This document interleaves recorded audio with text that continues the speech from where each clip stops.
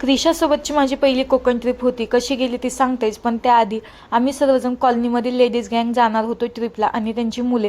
तर आम्ही सर्वजण तयार झालो होतो आणि 5चा टायमिंग दिला होता. त्या टायमिंगप्रमाणे सर्वजण इथे आले होते आणि बस आल्यानंतर मग गाडीची पूजा केली, नारळ फोडला आणि आम्ही सर्वजण खरंच खूप एक्सायटेड होतो, कारण आम्हाला खूप छान वाटत होतं. खूप दिवसाचा प्लॅन आमचा आज सक्सेसफुल झाला होता, त्यामुळे तर खरंच खूप आनंद झाला होता.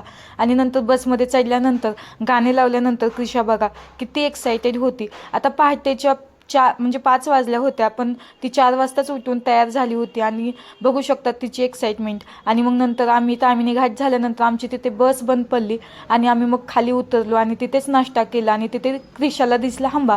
आता हंबा दिसल्यावर क्रिशा काही थांबणार नाही हे तर मला माहितीच होतं. मग तिला तिथे नेलं, पण त्या गाईने खरंच क्रिशाला काहीच केलं नाही आणि खूप छान क्रिशा तिच्यासोबत खेळत होती आणि नंतर पायाही पडली आणि आम्ही तिथेच छान छान फोटो काढले. आणि मग नंतर बस चालू झाल्यानंतर आम्ही सर्वजण चढलो आणि ह्या तिघी बघा किती एक्सायटेड होत्या आणि ह्या तिघी एन्जॉय करतायत ना, तर आम्हाला पण खरंच खूप छान वाटत होतं. कारण मुलं एन्जॉय करत असले की मग आपल्याला काही टेन्शन नाही वाटत. मला तेच टेन्शन होते की क्रिशा बसेल का नाही, हेच मला वाटत होतं. आणि नंतर खरंच क्रिशाने खूप छान एन्जॉय केला आणि मग नंतर आम्ही सर्वांनी खूप छान एन्जॉय केला आणि खरंच असा एक दिवस मिळाला ना, खरंच खूप छान वाटत होतं.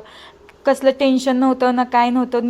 निवांत आम्ही एन्जॉय करत होतो, फ्रीली खेळत होतो. आणि नंतर कोकणात पोहोचल्यानंतरचा व्हिडिओ मी तुम्हाला नेक्स्ट ब्लॉगमध्ये दाखवते. बाय.